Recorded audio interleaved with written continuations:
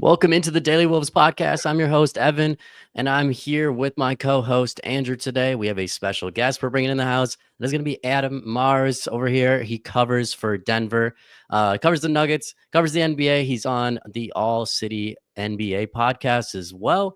Adam, it's awesome having you on today. Where can they find you on social media, man, and how are you doing today?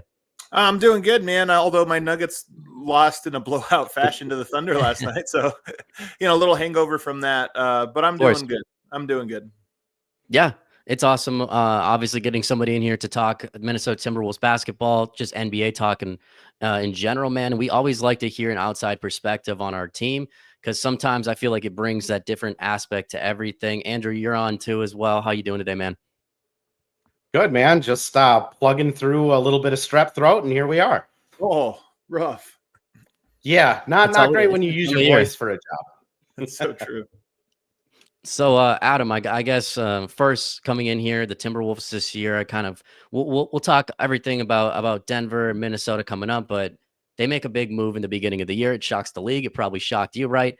I kind of got to get your perspective from an outside perspective on the Karl-Anthony Towns trade and kind of the Timberwolves season so far, because they've had a shaky start to the year. We saw Julius Randle getting integrated with the Timberwolves. Dante DiVincenzo was back. They've had injuries, ups and downs, people questioning Tim Conley. How do you make this of the season, I guess? And then obviously, what did you think of the Karl-Anthony Towns trade? Well, starting with the Cat trade, to me, it just seemed like a salary cap move. And we saw a lot of teams either decide to go all in, trying to adjust to this new second apron idea and the long-term, ramifications of that. We saw a couple teams not concern themselves with it. And in both instances, we've seen success or failure, right? Boston, who cares about that? They're going to run it back. Phoenix, who cares about that? They're going to miss the playoffs. So it's funny because I think everybody has this perspective of, if you're going to contend, you should do this. You should be willing to do this. But we see teams succeed on either side of that fence, and we see teams fail on either side of that fence. It really just comes down to smart moves and smart management. I think for me, there probably was a ceiling to the Karl-Anthony Towns, Anthony Edwards pairing and all just where you spend your resources.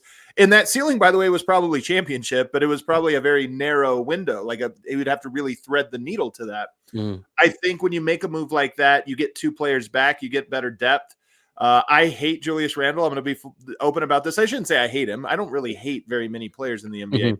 But of all the players, when I look at their skill set and think, is that something I would want to bring into my team and build around? He's one of the guys that I think I have the hardest time envisioning that. So wasn't my favorite trade if that was the piece you were going to move Karl-Anthony Towns for. But at the same time, I thought it brought them some flexibility going forward that we'll just have to see how they use it.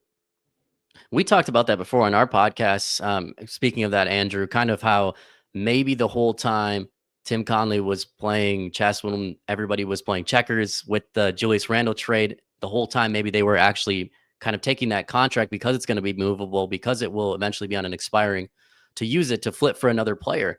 And the whole time they were after that Detroit pick and Dante DiVincenzo. Andrew, we talked about that, right?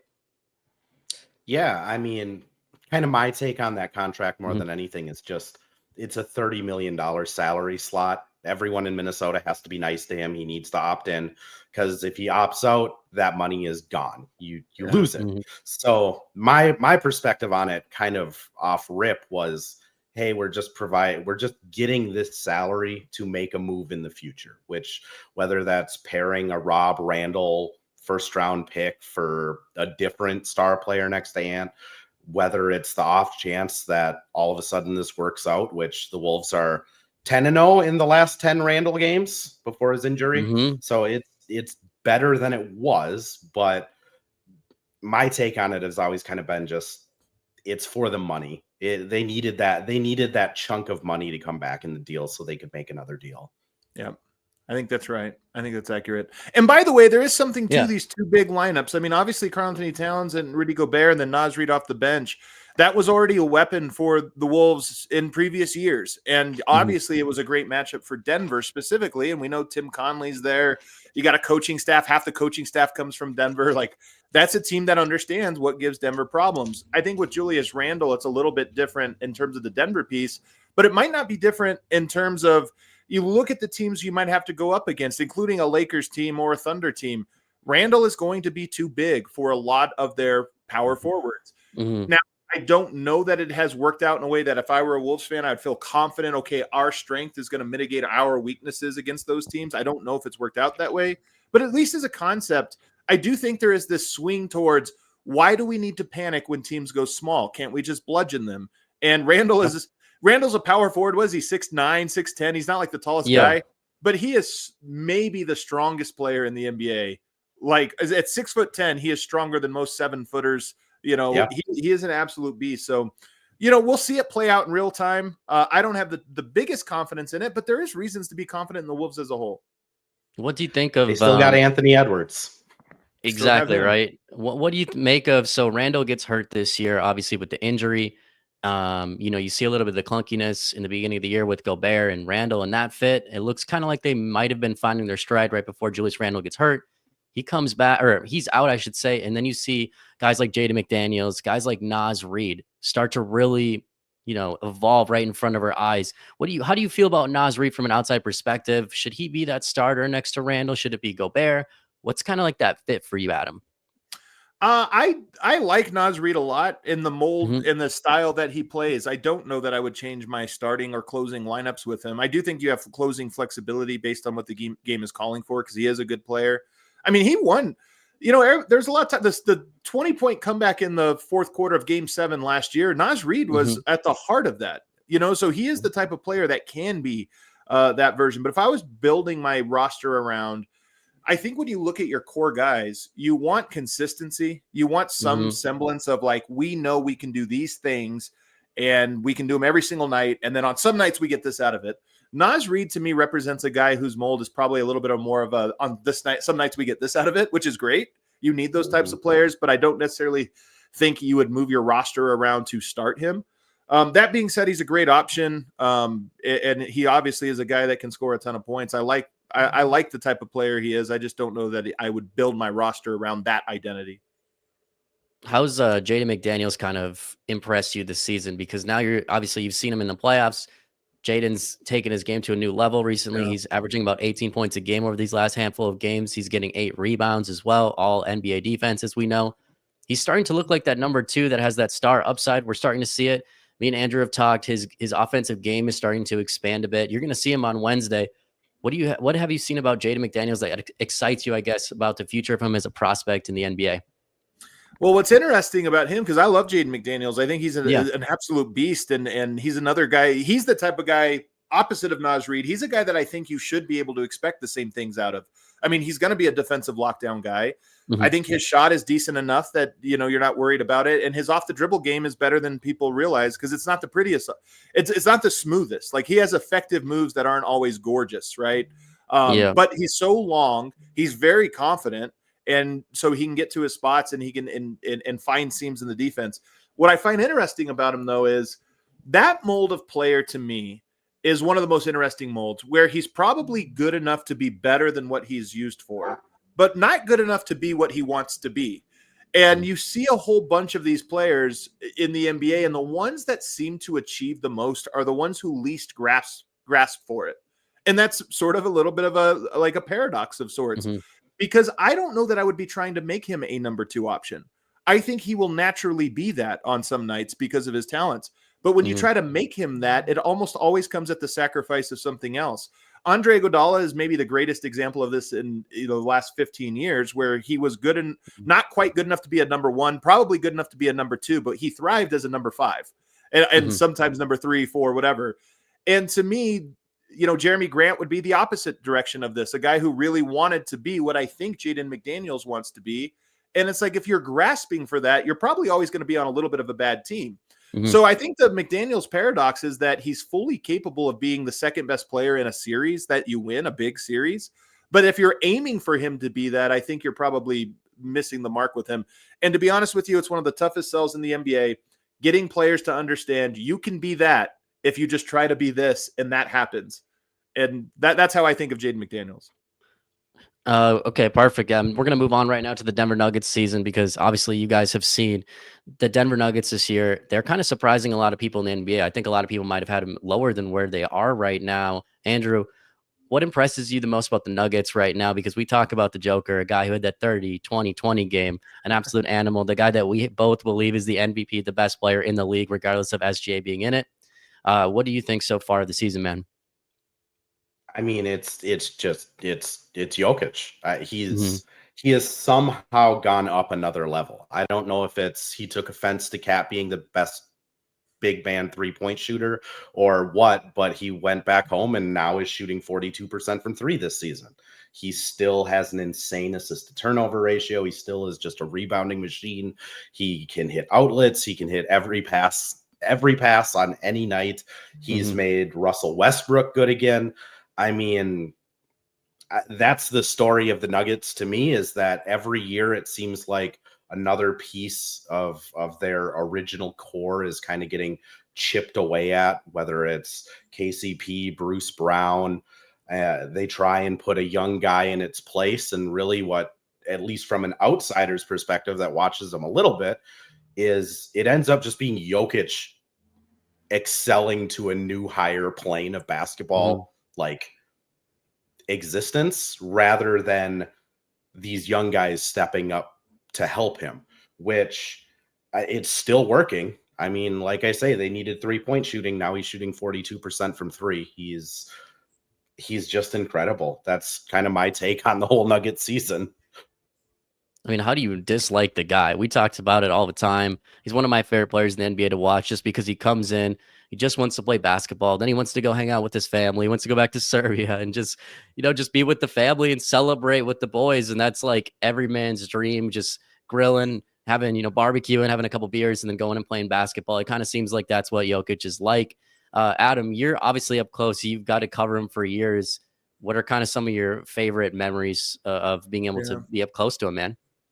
Well, I think the thing that is lost on him, he portrays that persona. I just want to get Mhm. back to my horses. I want to do this. I just don't want to be involved. But the truth is, Jokic is, I would say, passionately in love with the game of basketball. Mhm. And this is a thing that I think goes under the radar with him. He is a basketball philosopher. The way he talks about the game, when he's not fielding questions that are like meant to lure him into some great quote, when he's just speaking about the game and what the team's trying to accomplish, he's very philosophical. You could tell that he thinks about the game and how the team should play. He Mhm. thinks strategically. There was these great reports over the last couple of years about how he would reach out to coaches he had never talked to before because he saw something in their game, like in Hmm. EuroLeague or something. He saw something in their game that he had a note about, or he wanted to ask them about.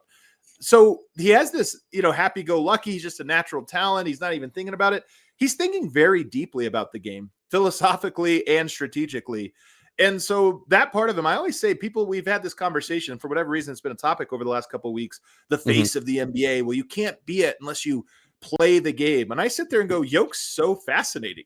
Every time he Mhm. talks, he says something that blows my mind. It's Mhm. just he doesn't Mhm. he doesn't write the story for you. And I think that's what a lot of media in today's day and age, they want you to like sit down and give me that hot line that I can share and this, and here's the story. So and so says he's the greatest or he wants to be the greatest. Yoke will never say those things. But when you sit and listen to him, you go, that's a man that is like philosophizing the game of basketball and obsessed about it in this abstract way. I mean, he gets a triple double every night, basically, and he's making his teammates better all the time. That's what me and Andrew have talked about in our podcast. He just has this something about him. You want to play basketball, you want to be his teammate. Those are the guys you want to be around. It's why they're being so successful this year. It's why I have him as my MVP and why I think the Nuggets are being so successful. They've had other guys and other pieces right now. Obviously, on the roster, you're looking at Jamal Murray coming up here. You're looking at Michael Porter Jr., Aaron Gordon. Didn't he just get tweaked up the other day with an injury, Adam? Well, you guys were talking earlier about how fragmented your season has been with Randall in and out and some of the different things. It's been Yeah. the same for Denver. And in large part, Aaron Gordon I think he's the third most important player on the Nuggets behind Jamal Murray and Nikola Jokic. Hmm. You have guys like Russ and Michael Porter who have maybe more star recognition, but Aaron Gordon is the guy who is involved in the actions that Denver runs. So when you take him out of the equation, Denver has to change their identity, and he's just been so banged up this year, and he got banged up last night with a calf strain, which is especially concerning because hamstrings, calves, those are injuries, groins. Those are injuries that are not just throw some ice on it, stay out a week, and then come back 100%. Those are ones that linger. And Aaron Gordon has made, I think, 3 returns already this year from the same calf strain. And lo and behold, he's out again. So for me, the story of the Nuggets season, there's a bunch of them, but probably the top line one is when they have Aaron Gordon, they have this dynamic that, like I was talking about with Julius Randle, can't we just outmuscle them? Well, if you watch the first 7 minutes of that Oklahoma City game last night, Denver ends up losing by 24 points. Aaron Gordon was murdering Chet Holmgren. He was just way too strong for him. And so when you take him out, Denver loses one of their key components. They haven't had him for most of this year, and as a result, I think Denver just hasn't looked like the team they had the previous 2. Yeah, Andrew, you watched the game last night, and you had expressed your disinterest of SGA and some of the shots that he's taken. What? I just got to hear your thoughts real quick on that because Adam wasn't here for that conversation. Well, I mean, he wasn't as egregious last night as some nights. I'll give him that, but it's just how he plays basketball when it goes into the MVP discussion. And right now I think Shea is on most of the power rankings as number 1, and he doesn't shoot to score the basketball a lot of times. He's shooting for contact. He's leaning in. He's getting to certain spots on the floor where he knows an arm will be hanging out there, shooting into the arm.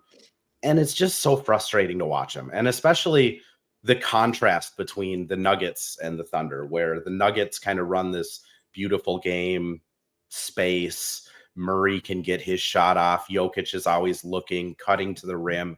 And then Oklahoma City, it's just very Shea heavy reliance on him either making something happen or getting fouled. Their offense from like a schematic standpoint almost looks better without him in the game when like J-Dub's running it and dribbling it all over the place. But yeah, that was my main takeaway last night was just like, man, is there 2 further apart teams in the league just like in stylistic play? Yeah, 2 teams that are obviously, I think, bound together right now is going to be the Timberwolves and the Nuggets. The rivalry that people want to talk about or what's to make of it. Adam, we got to talk about it because we're going to be playing each other Wednesday coming up here. It's a national television game again. The whole NBA is going to be watching, tuning in. They seem like they always, years ago when it was the team with like Cat, Jimmy Butler was here, Taj Gibson. They ended up playing for that last game, right? And they end up in the playoffs together. I feel like these teams find a way to, no matter what they do, they're always going to run into each other. They're always going to play each other. So what do you make so far of what you've seen between the 2 teams kind of going at it? Yeah, this is the curse of Tim Conley, I guess, right? Like they're right? going to have to play each other now. Yeah, I mean, look, Minnesota has had Denver's number. I think they own them. I think they're the only team in the NBA that you look around and say that's the team that Denver hasn't been able to solve. And I think it comes down to a couple simple things. Really one, but it's a couple things. They knew, and again, they have a coaching staff that comes from Denver, so they know Denver's strengths and weaknesses. They know about how to guard Jokic, especially using Aaron Gordon's style against him. We're going to put our rim protector on Aaron Gordon and some big body on Nikola Jokic. And 2, we're going to get physical. For whatever reason, Nikola Jokic, the 3-time MVP, you're just allowed, I think because he's 300 pounds, I think because he's one of the biggest players in the NBA, that you're just afforded an extra level of physicality with him. And not every team takes advantage of it. Minnesota does. They try to get really physical with him and say, hey, we have enough bigs to afford 1 foul out, so let's just get physical the whole game and see what happens. But I think more important than all of that, Jamal Murray is the team's 2nd most important player, and you can't run the 2-man game if you can take one of the 2 out. And while you can rough up Nikola Jokic and try to bother him, Jokic, game 5 of last year's series to me was one of the greatest performances of his life. Like he can still solve any type of defense, including that one. But Jamal Murray is the guy that I think you can disrupt consistently, especially with physicality. He's not very athletic. He's not quick at all. He can get frustrated. And you have Anthony Edwards, who's stronger than him. You have Jaden McDaniels, who's longer with him than him and can get physical, likes to play physical himself, sometimes too much so, gets himself into trouble. And then you have Nickeil Alexander-Walker, who is so good at not being screened. That's 3 different types of defenders. Now you have Dante DiVincenzo, I guess. We haven't really seen it, but you have that option. if you can just throw bodies at Jamal, you'll wear him down, which happened in that series. Every single game, he was trailing by the end of it. And you can just fluster him in a way that gets the ball out of his hands and takes away the two-man game. So Minnesota has one of the blueprints for how you attack Denver, and they just do it over and over and over again in a way that grinds Denver down. I think another guy that you didn't mention, but it's somebody that people listening, hopefully, if they're they follow you and they're Nuggets fan, to look out for. That's Jalen Clark, a guy that they found out of nowhere now. That's He's right. another guy that they can throw at him. He's shut down Devin Booker this year already. He's shut down SGA. I mean, the kid is an all NBA type of defender from what we've seen so far. Obviously, long way to go for sure. But he won Pac-12 Defensive Player of the Year in college for UCLA. So he's has the track record there to be a solid defender. They have all these guys that you can just rotate. And like you said, Adam, one guy gets in foul trouble, so be it. We have so many more bodies. We saw last year, like you said, with the frustrations with Jamal Murray. That was when you saw, was it the towel he threw kind of on the court in frustration in that was game? Jamal Murray, Jamal last Murray. year. So you can see that they do get under their skin. They are physical. Now they lose KCP, a guy that they believed in to shut down Anthony Edwards. I think one of the key reasons why Minnesota has so much success against Denver is because you guys have not had a matchup that can answer Anthony Edwards, right? Well, I think the KCP, the decision not to sign him was in part because of that matchup. I mean, like Minnesota, although to a much lesser degree, Denver has this versatility of talent type, right? They have guys that are different. And as good as KCP is and was, Anthony Edwards is too strong for him. He did not see or feel KCP. Michael Malone did not make that adjustment because he believes in his vets and we're going to go to our guy. And Anthony Edwards, I thought, had a easy series against Denver. You'd love to see a Peyton Watson, who, by the way, Denver, I always talk about this. Peyton Watson played extremely well, and I think the third to last game of the regular season in that series, didn't play in the playoffs for some reason. Yeah. And I just always thought that was a bizarre decision.